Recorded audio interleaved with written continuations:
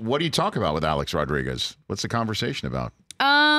Well, I mean, the conversation with Alex was, I kind of worked a little backwards in time from him, from Right. like where he is now to, you know, more of his youth. But we talked a lot about what he's really interested other than baseball, which is numbers and investments. And he's been investing since he got into baseball, Right. since he was, you know, 20 years old. Right. So he's just a real numbers guy, and I'm intrigued by that because I'm not a numbers girl. Like I have brain meltdown as soon as people start to do 1 + 3. Yeah, I'm more verbal than math. Yeah, I'm verbal. Yeah. I don't do math at all. Yeah, math is not for me It either. isn't. So it's really interesting. And also just that mindset of accomplishing something else and other interests that you have. And, you know, we're not one-dimensional people. We have outside interests other than just what you see us doing. Right. But then, of course, the root of the show is to talk about growth, a growth mindset, and how to, you know, the human element of the stories, but then as a means to an ends of understanding how somebody grew from it. So it's like, okay, you know, yes, your performance enhancing situation and being suspended, and I don't really want to talk about that. What I want to talk about is what came from that. Like, where did you go as a human to deal with that, and what were your coping skills, and what does it look like to be in the dirt? You know, like, it's okay to say how bad it looked for a second because it's relatable.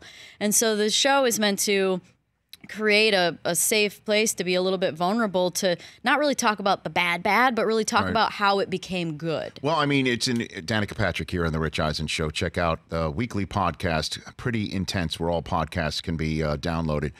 With Alex, I mean, that's a crucial part of what's going on with him, or Yeah. what went on with him, because True. he was, I mean, the only way to put it, off the reservation in terms of baseball, in terms of just accusing baseball of certain things that sounded wild, to say the least. And then all of a sudden just Yeah. turned, it's a page turned, Right. and a light went on. I don't know what happened. Well, it's but- accountability. So as soon as you start taking accountability for yourself, you have to be vulnerable because you're admitting faults. And as soon as you do that, you realize that there's more strength in the vulnerability than there was in the hiding of it. That it seems weak to be vulnerable, but it's really strong to have that amount of confidence and courage to do it. Well, in terms of strength and in terms of being a woman doing something for the first time, for you to have Gloria Steinem on, that's going to have you recorded that one already? Yes, or? I did. Yeah. You want to give me just a little sneak preview She of what was that conversation You know what? was? She was like frustratingly, refreshingly simple. That's how I would describe it. Because Okay. you know, I wanted to talk about these feminism issues and like, you know, cultural issues, Right. and even just, you know, the dynamics of like polarity in life and duality, and she's like, it's not real. It's not real. And she just got to a very, very simple place of, you know, we're here to experience life right here, right now. This is what's happening. And so it was really like almost too simple. And I think we do try and complicate things as humans on every level and in every way. We try and complicate things, and it's so much more simple than that. And that's what you end up getting from people, especially that are older, that have more experience and perspective, Right. is this simplistic approach to things. But, you know, it's almost like we get addicted to the drama of complication, and it doesn't need to be like that. Who would you want to have on this show? Like, what's the Danica Patrick wish list here for I your mean, podcast? I think that Oprah. I mean, No, seriously, don't you? yeah, just there's go no. for I don't it. limit myself in my Why dreams not? and aspirations. I'd like to get more than 35 shows under my belt before I interview Oprah. But Right.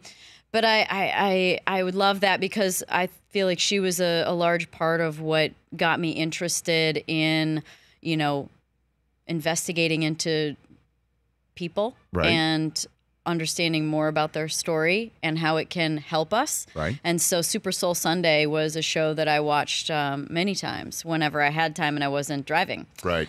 Which hopefully the race was late enough I could catch it. So Super Soul Sunday was always was something that was very helpful in that transition. I also think somebody like a Brene Brown would be amazing. Super great storyteller as well as like a scientist of human nature and emotions. Russell Brand would be really cool. Russell Joe Brand. Rogan. Okay. Yeah. There you go. I mean, there's a long list of really amazing. And you know what's great? and maybe you get this on the show too, Sure. is that sometimes someone that you don't see coming turns out to blow you away. True. Right? Yes. And you're like, wow, I didn't know anything about them, or I had a different opinion of them. And then you sit down and talk to them for a little while and you are taken back.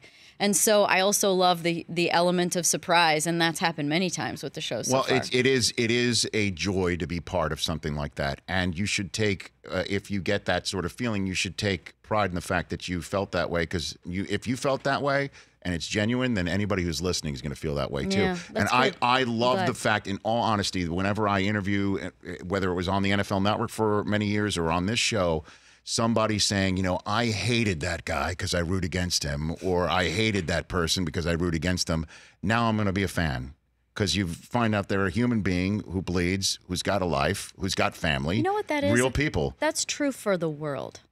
No matter where you go or what you do, people are inherently pretty good. You'd think so. There's some bad apples, but when you get down to the root of it, anything that is projected that doesn't feel good is an insecurity or a trauma that's inside of them that they're projecting. They're putting on a mask, armor to protect themselves. Right. But at the root of it, when you can get down to the level of vulnerability, they're good. For more of The Rich Eisen Show, tune to Audience Channel 239 on DirecTV for free on BR Live, or download the Rich Eisen Show app.